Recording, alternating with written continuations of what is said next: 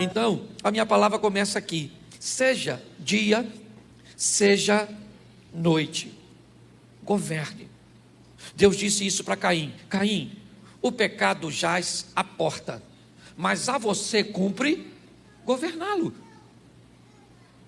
É você que decide se governa ou não. E nós vamos dar uma olhada em Abraão, por causa de seu chamado, a maneira cuja qual ele conseguiu governar suas emoções, mediante a tudo aquilo que viveu. Vai ser rapidinho, coloca para mim, Gênesis 12, pula do 1 para o capítulo 12, só 2 versículos no 12, é uma história bem conhecida, é fácil de... Gênesis 12, 1. Ora, o Senhor disse a Abrão: sai-te da tua terra e da tua parentela e da casa de teu pai, para a terra que te mostrarei. Far-te-ei grande nação, abençoar-te-ei, engrandecerei o teu, e tu serás uma... Vamos continuar lendo aí, vamos lá, coloca aí. Abençoarei os que te abençoarem, amaldiçoarei os que te amaldiçoarem, em ti serão benditas todas as famílias. Vamos lá. Assim partiu Abraão, como o Senhor lhe tinha dito, e foi Ló com ele, e era Abraão da idade de 75 anos, quando saiu de Harã. Preste atenção, o que fez Deus escolher Abraão? Que critério Deus usa para escolher pessoas? Será que Deus faz acepção de pessoas? Como é que Deus escolhe? Porque pessoas se relacionam com Deus de uma forma diferente de outras. Deus não faz acepção de pessoas, mas me parece que Deus faz acepção de fé.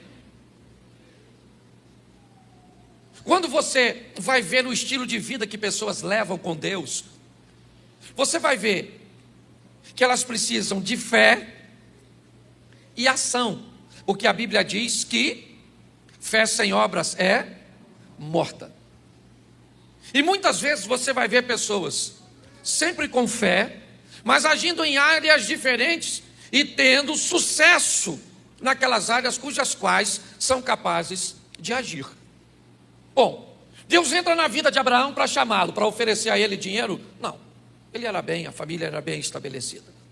Não havia em Abraão uma necessidade. Não é isso que faz com que Deus chame Abraão. Deus vem com uma proposta para ele, dizendo: sai da sua terra, sai da sua parentela, vai para uma terra que eu te mostrarei, vou fazer de você uma pessoa grande, engrandecerei teu nome, você vai ser pai de muitas nações. E para Abraão não há dificuldade nenhuma em entender isso, mesmo que ele não tivesse filhos biológicos. Na época de Abraão era muito comum olhar para aquele que te discipulava, para aquele que estava acima de você e era uma referência, aquelas pessoas cujas quais você modelava, e você chamá-la de pai. Elias nunca foi pai de Eliseu, e quando Elias está subindo, Eliseu disse: meu pai, carros e cavaleiros.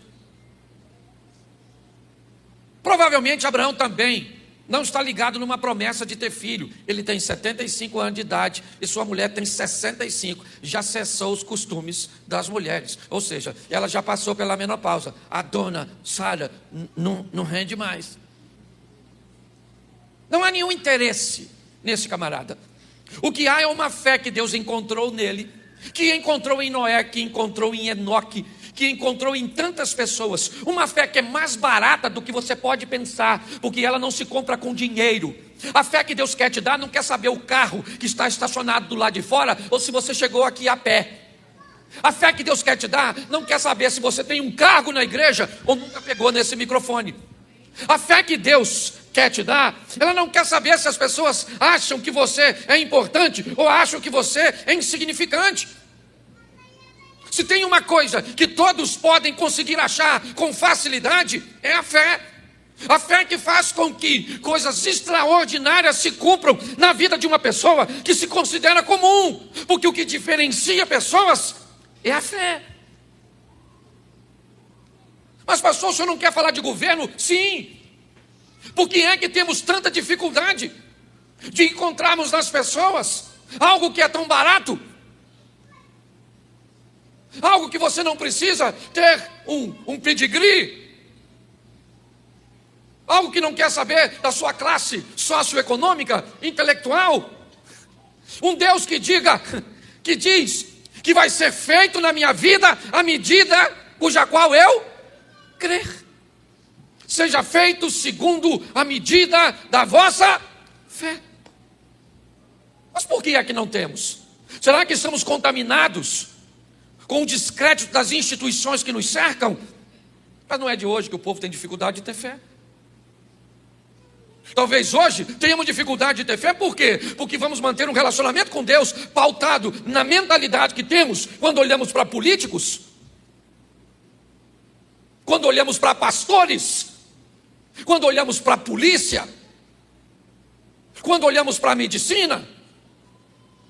Me parece que o que tem afetado a mente das pessoas é o descrédito de instituições onde, de uma forma quase generalizada, quando nós falamos de um ambiente político totalmente degradado, isso não é verdade.